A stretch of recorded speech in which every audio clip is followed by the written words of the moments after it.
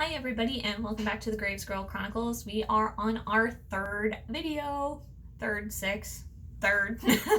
video of the channel, and tonight I just wanted to go ahead and sit down and discuss with you guys gluten-free.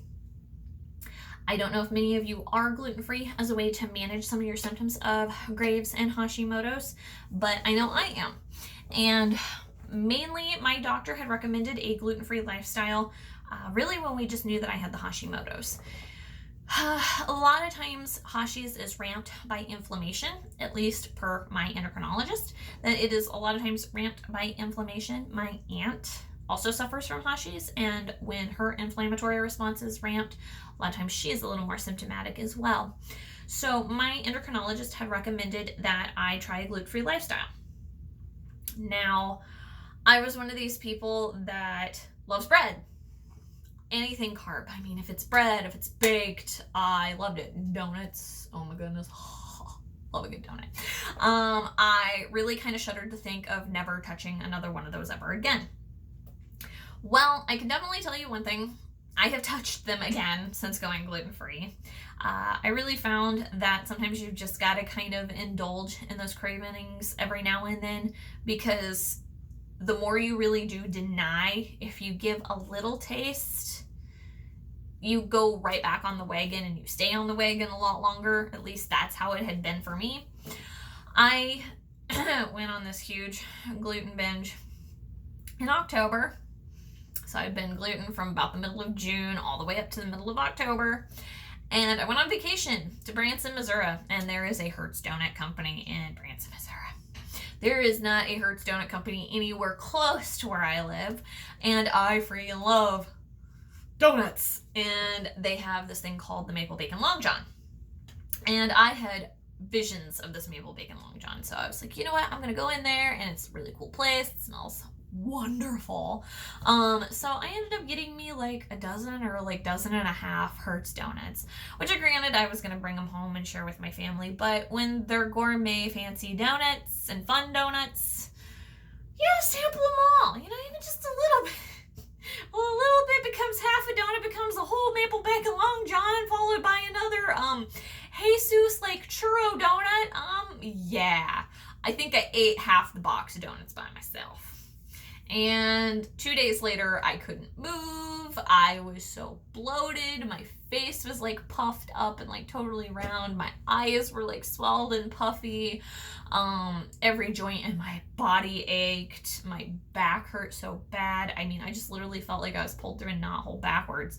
A lot of the symptoms and the main complaints that I had back when I first went to my doctor to find out what was wrong with me when I got my diagnosis, like it all came flooding back. And I had been gluten-free for long enough to know that, yeah, there is total validity to the gluten-free thing when you're talking about your Graves or Hashi's antibodies being reactive to it. I don't know if Graves so much really is, because like I said, I've got both. So I could be getting a double whammy. But I definitely do know that they had recommended the gluten-free lifestyle when I was diagnosed with just the Hashi's at the time. Which we're only talking like, I think a week to maybe, yeah, about a week period. Because I went for the one appointment, and then I think it was like 4 days later, I ended up getting this little message on my little doctor medical chart app that says, congratulations, you're positive for Graves' disease. Woo! Yeah, you know, that was not really like my college acceptance letter, you know. You get excited for that. You get the letter, hey, you got Hashi's. You're like, well, crap. There's that too. I wish I would have been that kind of, you know, water off a duck's back kind of attitude. No, I cried. Not gonna lie. I was like, I have one autoimmune and now I have another, and my life will never be the same. Oh my God, what am I gonna do? So I tried to kind of like, you know, research and whatnot. So, yeah. My endocrinologist has been pretty good through all of this. You know, she was like, we're going to get through it. We're going to figure it out. No, I don't follow the textbook for either one. So, you know, there's just that little element of like, ooh, what's going to happen next? It's anything can happen Friday or anything can happen Monday. So yeah, the gluten-free definitely helps. If you are skeptical about gluten-free, my best advice to you, if it is recommended by your doctor, try it. What are you to try?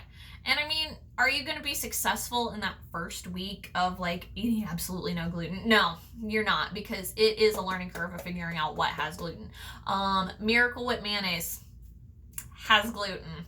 It has modified food starch, which sometimes is code word for gluten. Sometimes when it's modified food starch, it's corn, and sometimes it's wheat. So you really, unless it really specifies and it just says modified food starch, I recommend that you kind of shy away. There is something that's just mayo. I get it at Hy-Vee, which we have Hy-Vee grocery stores in my area. And just mayo is just that. It is just mayo. There's not all this like food starch stuff. It's pretty natural. You can read all the ingredients that are in it. It's not all this like crazy chemical name stuff. So yeah, honestly, just mayo kind of fixes my mayo thing. I was more of a salad dressing girl, so that was kind of an adjustment, getting used to actual real mayo, because there is a difference in the taste and texture. But yeah, it's a good compromise on that. But no, give it a try. Give gluten-free a try. Hear them out, because there is some validity to it. Now, whether you really are a medical professional that believes in the gluten-free or not, hey, that's here or there. To me personally, I feel a difference in it. Is it a placebo effect? It might be, but the thing that gets me is if it makes you feel better, what are you out to do it? Who are you hurting by going gluten-free? And I do have a family that's been very supportive in it. Almost to the point that my mother at the holidays, when I eat over there with them, will make 2 different pots of gravy.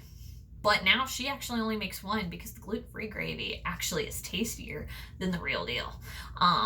I never thought I would say that, but yes, gluten-free gravy. I can't even think of what brand it is. I'd have to probably go and like look it up, because I think I've got some in my kitchen, but I should have done that for this video. But if you guys are curious, yeah, leave the comments down below. Gluten-free gravy mix from Hy-Vee. They have gluten-free like beef broth mix and chicken broth mix. Oh my gosh, it is so good. The gluten-free like cream of mushroom that you can use to make like a lot of different casseroles and stuff, they make it there at Hy-Vee, and actually Walmart has started carrying that as well. But it's got a little different consistency. So I think they use tapioca to kind of give it the thickness. So really, whatever kind of like recipe you're going to use cream of mushroom soup in, the gluten-free, I would definitely recommend like cooking whatever like sauce it's going to be over. If it's a gravy that's going to go over a casserole or something, definitely mix it up, heat it through, get that tapioca like stuff, I think, to dissolve, because otherwise you get like really glunky, goopy. Yeah, it's a learning curve on how to cook with that, because a lot of that stuff is good. It's just kind of a different technique to cook. Honestly, going gluten-free, 100%, if you are a grave sufferer and you went through the low iodine diet, that usually you had to go through to take the iodine, radioactive iodine tests that kind of measured how, excuse me,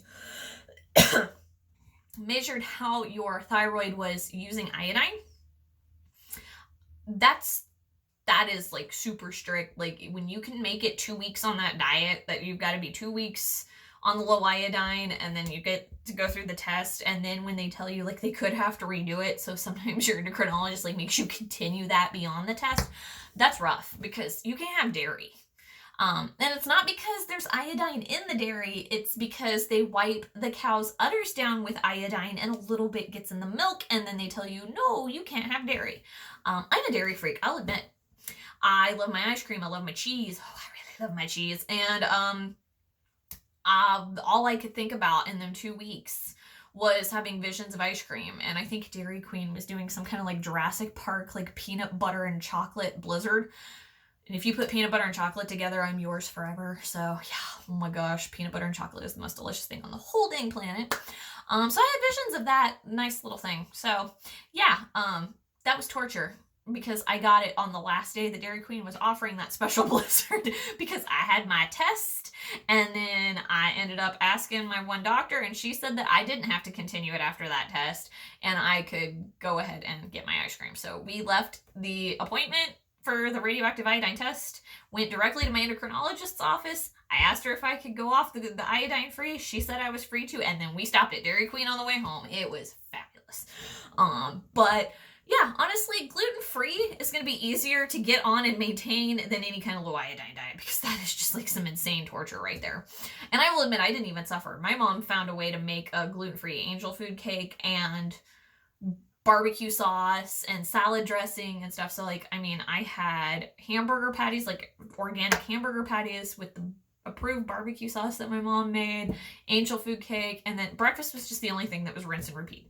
For 2 weeks straight, I ate like egg white frittatas with the little bit of peppers that was approved on the approved list, some tomatoes I believe that were on the approved list, and yeah, like it would have been really good with sausage. Been really good with sausage and cheese, but I couldn't have the cheese because it was dairy and like sausage wasn't on the approved list. So yeah, it got a little rough then. But other than that, honestly, I didn't suffer too bad. But yeah, it's way easier to go gluten-free than to be low iodine. So if you were a grave sufferer that went through all of that torture, and then when you had to go for like the 2 weeks for the radioactive iodine ablation, or RIA treatment, yeah, no, you could definitely go gluten-free easier than that. So yeah, what do you have to try? Again, I do want to give my disclosure. I am not a medical professional. I am not claiming to be a medical professional. I'm not telling you that you should go gluten-free, but if your doctor recommends it, I definitely say, hear them out and go for it, because it's definitely helped me. I have way more energy when I am gluten-free. I feel lighter. My system feels like it runs better. Like, I don't know, like my digestive tract just feels cleaner when I do and stay on the gluten-free. So yeah, I mean, hear them out, give it a try, give it a whirl. If your doctor hasn't said anything to you about going gluten-free, maybe at your next appointment, bring it up. Hey, do you think this would be something that would benefit me? Especially if you are somebody that fights a lot of inflammation.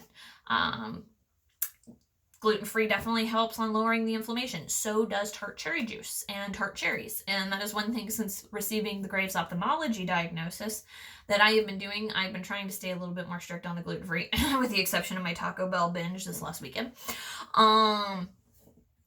I have been doing some tart cherry juice and then eating the tart cherries. One thing that I have found the easiest way to incorporate tart cherries into my diet is I am a huge oatmeal fan in the morning. I love oatmeal, and my work cafe always has a big pot of oatmeal in the cafe for breakfast. So I'll go and get me like a 10-ounce little cup of oatmeal, and then I will dump some tart cherries in it and mix it in, put a little bit of warm milk over that so the tart cherries soak up that warm milk. And I mean, oh, that's delicious. So, and I do feel that I have kind of had a little, I've seen some results in the reduction in my inflammation with doing the tart cherry juice and doing the tart cherries. So that is definitely another thing that I find to be helpful and beneficial. But again, like I said, I'm not a medical professional. If you find that you feel you would benefit from these tips, bring it up to your care team and see what they say. We are almost coming up on 14 minutes here, and I don't want to talk y'all's leg off, so I guess I will just tell you all that I want you to have a wonderful evening. May your journey be filled with many more bright days ahead. If you are not in the bright days yet, don't lose faith. Keep up your hope. Keep pushing. Fake it till you make it. That's what I did. I would have some bad days, and I would get up and I would put my makeup on and I would do my hair. And because I was too tired and just gave zero craps about anything, I would wear a dress. And sometimes you'd be like, oh, I don't want to dress up that much. But you know what? Dresses, you do not have to coordinate pants, ladies. Fellas that are out there suffering with it, I'm sorry that you can't wear a dress. I don't know, maybe you could like say you've got some Scottish heritage, bring back the kilts, make them in vogue. But I mean, when you don't have to coordinate pants and you can throw that dress on, toss the hair up in a nice little fancy way, and you are feeling cute and sassy about yourself, that is the best way to fake it till you make it. So yes, if you're in those darker days, getting minimal relief, fighting through whatever and the emotions of the diagnosis, just keep your chin up, fake it till you make it, and know that there are good days ahead. There's still going to be some bad days, but that's life. There's still going to be some tough days. You're going to be symptomatic some days than others. I mean, that's life. But at the same time, those good days are going to outweigh the bad. And when they're good, they're really good. I can be motor mouth and go, and my boss wants to tell me to shut up some days, but you know what? I'm happy, and that's finally a good place to be in. And I know you'll all get there. So keep the faith, and thank you all so much for your support. Don't forget to give a thumbs up and a like to this video. And if you want to know more videos and continue the journey with me, feel free to hit that subscribe button as well. So I'm going to sign off and go get me some dinner because I just decided to start filming this right after work. So you all have a great night. Bye!